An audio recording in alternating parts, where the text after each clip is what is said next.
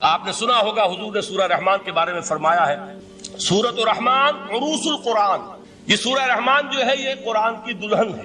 جیسے دلہن کو آپ خوشنما لباس پہناتے ہیں، آراستہ پیراستہ اس کو گہنے اور اس کو زیور پہناتے ہیں، تو جس طریقے سے سجاتے ہیں آپ دلہن کو، اللہ تعالیٰ نے ایک سورت قرآن مجید میں یہ ایسی رکھی ہے سورہ رحمان کی، اسے خوب سجایا ہے. اس میں الفاظ کا در و بست، اس کا اپنا ایک ڈیوائن میوزک ہے. وہ تو اللہ تعالیٰ قراء جو ہے خاص طور پر مصر کے قراء، اللہ تعالیٰ ان پر رحمت نازل فرمائے، ان کی خطاؤں سے درگزر کرے. جس طرح قرآن کے انٹرنسک میوزک کو انہوں نے واضح کیا ہے. واقعہ یہ ہے کہ اگر یہ لوگ نہ ہوتے، شیخ عبد الباسط محمد عبد الصمد، شیخ محمود خلیل الحسنی، یہ لوگ کہ جنہوں نے قرآن کے اس غنا میوزک، یہ لفظ جو ہے آپ حیران نہ ہو کہ میں یہ کوئی شاید توہین کر رہا ہوں قرآن کی، حضور نے یہ لفظ استعمال کیا ہے. تغنو، اس قرآن کو اچھی سے اچھی خوشلحانی کے ساتھ پڑھو. من لم یتغن بالقرآن فلیس منا، جو قرآن کو بہتر سے بہتر انداز میں، اچھی سے اچھی آواز میں، خوشلحانی کے ساتھ پڑھنے کی کوشش نہیں کرتا، وہ ہم میں سے نہیں. بلکہ ایک مرتبہ حضور رات کے وقت آپ گشت پر تھے اپنے ساتھیوں کے حالات معلوم کرنے کے لیے. حضرت ابو موسیٰ اشعری رضی اللہ تعالیٰ عنہ ایک صحابی ہیں، ان کے گھر کے پاس سے گزر ہوا، وہ رات کو تہجد پڑھ رہے تھے، کھڑے ہوئے کیف کے عالم میں قرآن تلاوت کر رہے ہیں. حضور کو بہت پسند آئی ان کی قرات، کافی دیر تک وہاں کھڑے سنتے رہے. اب انہیں کیا پتا کون سن رہا ہے.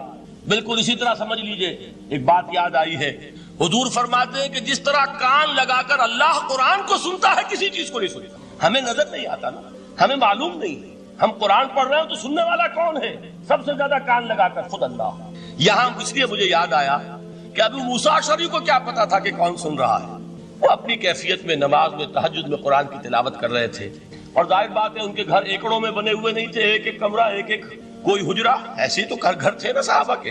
لہذا حضور پاس سے گزرے، آواز آئی، کافی دیر سنتے رہے.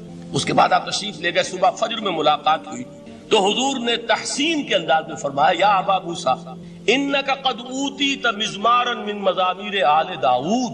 اے ابو موسیٰ، تمہیں تو آل داؤد کے سازوں میں سے ایک ساز اللہ نے عطا فرما دیا.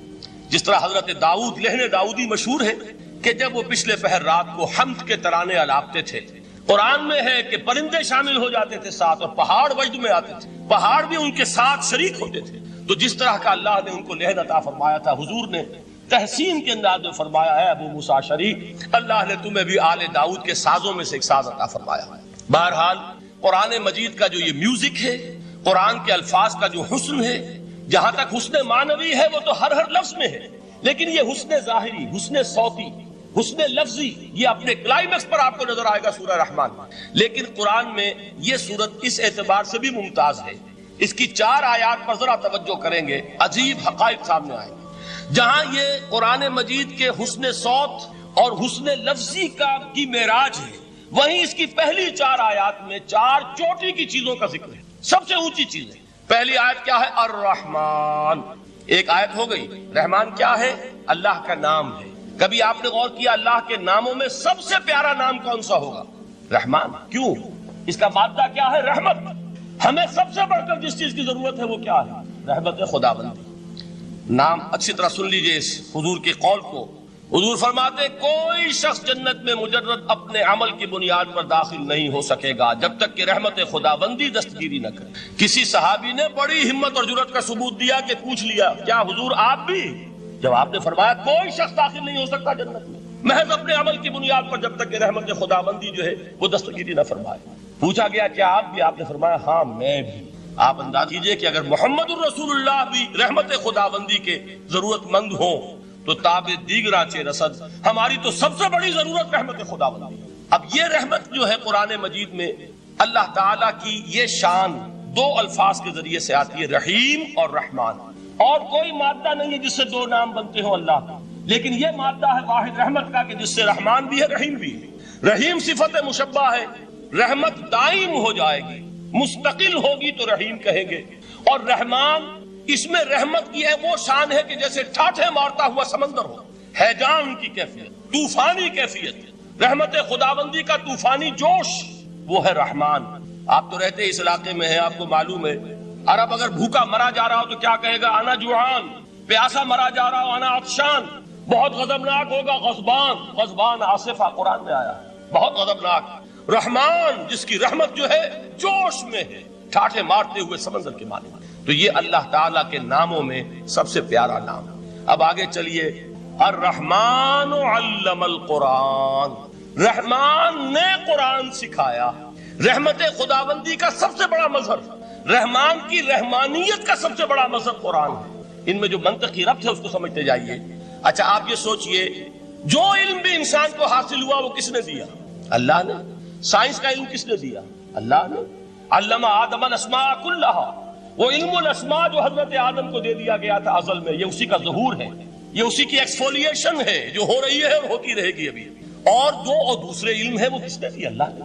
لا یحیطون بشیء من علمہ الا بما شاء، مخلوق میں سے کوئی اللہ کے علم میں سے کسی شے کا احاطہ نہیں کر سکتا مگر وہ جتنا اللہ دینا چاہے.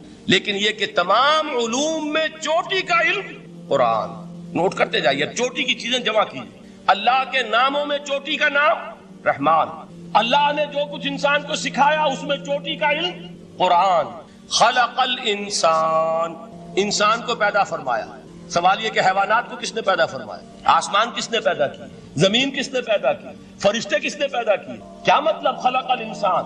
اس کی تمام مخلوقات میں اس کا کلائمیکس، اس کی تخلیق کی معراج، اس کے تخلیق کا نقطہ عروج انسان ہے. یہ ہے کہ جو مسجود ملائک بنا ہے. وَلَقَدْ كَرَّمْنَا بَنِي آدَمَ وَحَمَلْنَاهُمْ فِي الْبَرِّ وَالْبَحْرِ وَرَزَقْنَاهُمْ مِنَ الطَّيِّبَاتِ وَفَضَّلْنَاهُمْ عَلَى كَثِيرٍ مِّمَّنْ خَلَقْنَا تَفْضِيلًا. تو تخلیق میں سب سے اونچی تخلیق انسان کی، علموں میں سب سے اونچا علم قرآن کا، اللہ کے ناموں میں سب سے اونچا نام رحمان. تقاضے پورے کرو. تقاضے کیا ہے؟ ایمان ہے تو عمل درست ہونا چاہیے، ایمان ہے تو جہاد ہونا چاہیے، ایمان ہے تو جان اور مال کھپانی چاہیے. تو جو ایمان دوسرے لوگ جس طرح لائے ہیں، حمزہ بھی تو ایمان لائے ہیں، آخر ان کا راستہ تمہیں نظر نہیں آ رہا؟ ابو بکر ایمان لائے ہیں، ان کی طرح ایمان لاؤ. تو انہوں نے کیا کہا؟ انؤمن کما آمن السفہاء، کیا ہم اس طرح ایمان لائے جیسے یہ بے وقوف لائے؟ سفیہ کا لفظ تو سبھی جانتے ہیں، یہ سفہاء کسے کہہ رہے ہیں؟ آپ نے پڑھا تو بہت مرتبہ ہوگا ان آیات کو، کبھی سوچا کس کو کہہ رہے ہیں؟ وہ ابو بکر کو کہہ رہے ہیں، وہ حمزہ کو کہہ رہے ہیں، وہ عمر کو کہہ رہے ہیں. ان کی تو مت ماری گئی. غر ہؤلاء دینہم، انہیں تو کوئی ہوش ہی نہیں. 2 مرتبہ حضرت ابو بکر نے وہ کام کیا ہے کہ ہر ورلڈلی وائز انسان یہ کہے گا کہ حماقت کی ہے جس کے سامنے دنیا ہے. جب ہجرت کے لیے حضور تشریف لے جا رہے تھے، 40,000 درہم کا سرمایہ تھا، جبکہ حضرت ابو بکر ایمان لائے. مکے کے چوٹی کے تاجروں میں سے تھے جو ملک تجار کہلاتے. لیکن اب وہ روپیہ کہاں خرچ ہوا؟ بلال کو خریدا، روپیہ دے کے خریدا یا ویسے خرید لیا؟ آزاد کر دیا. ابو فقی کو خریدا، آزاد کر دیا. 6 ہیں غلام اور کنیزیں محمد رسول اللہ پر ایمان لانے والے جن کو ابو بکر نے اپنے پیسے سے خریدا اور آزاد کیا. یہ روپیہ تو پگھل رہا ہے نا. جو تھوڑی بہت پونجی رہ گئی ہے، تو جب حضرت حضور ہجرت کے لیے تشریف لے جا رہے، وہ ساری پونجی اپنے ساتھ لے گئے، گھر والوں کو چھوڑ کر گئے. بوڑھا باپ اندھا ابو قحافہ، بعد میں وہ بھی ایمان لے آئے. اور یہ ابو بکر ہیں کہ جن کی 3 نسلیں ایک وقت میں موجود تھی مسلمانوں کی. ابو قحافہ مومن، ابو بکر مومن، اور ابو بکر کی اولاد مومن، عائشہ، اسما اور ابو بکر اور عبد الرحمن ابن ابی بکر. یہ کون ہے؟ تو 3 نسلیں جس کی بیک وقت رہی ہیں ایمان میں، وہ شاذ لوگ ہیں، ان میں ابو بکر. لیکن یہ کہ اس وقت تک ابو قحافہ ایمان نہیں لائے تھے، والد نابینا تھے. تو والد ہے، بیٹیاں ہیں، حضرت عائشہ، حضرت اسما، حضرت رضی اللہ تعالیٰ عنہما، بیوی ہے. کچھ نہیں چھوڑ کے گئے، ایک پیسہ. جب باپ کو معلوم ہوا بیٹا چلا گیا محمد کے ساتھ صلی اللہ علیہ وسلم، سخت غصے میں ہے، بیٹے تاب میں ہے. اب ہمارا کون والی وارث ہوگا؟ کون ہے ہماری خبر گیری کرنے والا؟ بیٹیوں سے پوتیوں سے اپنے پوچھتے کچھ چھوڑ کے بھی گیا کہ نہیں؟ انہوں نے کہا ہاں ابا جان. کیا کیا انہوں نے؟ کبھی پڑھے ہیں واقعات؟ کچھ کنکر روڑے لیے، ایک کپڑے میں پوٹلی بنائی اور اندھے دادا کا ہاتھ اوپر پھروایا. دیکھیے دادا جان یہ چھوڑ گئے ہیں، یہ مال ہے، یہ سونے اور چاندی کے سکے ہیں، ابا جان ہمیں ایسے نہیں چھوڑ کر گئے. واقعہ کیا ہے کہ ایک پیسہ نہیں چھوڑا ابو بکر نے گھر والوں کے لیے، سب کچھ لے گئے کہ کیا پتا محمد کے ساتھ جا رہا ہوں، کس وقت کیا ضرورت پیش آ جائے صلی اللہ علیہ وسلم. تو یہ کوئی عقل مندی کی بات ہے؟ اپنے غریبانوں میں جھانکی آپ ہی عقل مندی کریں گے؟ کہیں چاہے نہ، یہ بات دوسری ہے. لیکن یہ کہ اس کو کون ہم میں سے عقل مندی کہے گا؟ اسی طریقے سے جب غزوہ تبوک کا وقت آیا، وہ واقعہ تو بہت مشہور ہے. حضرت عمر فرماتے ہیں کہ اس زمانے میں میرے پاس اتفاقاً پیسہ بہت تھا، میں نے یہ سوچا دل میں کہ اس مرحلے پر تو میں ابو بکر سے بازی لے جاؤں گا. مسابقت ان میں بھی تھی لیکن نیکی کی مسابقت, خیر کی مسابقت, انفاق فی سبیل اللہ کی مسابقت. تو میں نے سوچا کہ میں بازی لے جاؤں گا. میں نے کیا کیا, کل دولت جو تھی اس کے 2 حصے کیے, ایک حصہ گھر رکھا اور ایک لا کے حضور کی خدمت میں پیش کر دیا.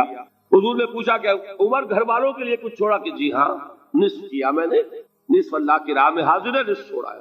ٹھیک ہے. اب وہ آئے ابو بکر, پوچھا حضور نے ابو بکر گھر والوں کے لیے کچھ چھوڑا, کہ نہیں, صدیق کے لیے ہے خدا کا رسول بس, گھر میں اللہ اور اس کے رسول کے نام کے سوا کچھ نہیں تھے. یہی ہے نا, پروانے کو چراغ ہے, بلبل کو پھول بس, اور صدیق کے لیے ہے خدا کا رسول بس, مجھے گھر والوں کے لیے کچھ نہیں چاہیے. یہ کام جو ہے تو یہ جن کا ہم اس وقت ذکر پڑھ رہے ہیں منافقین,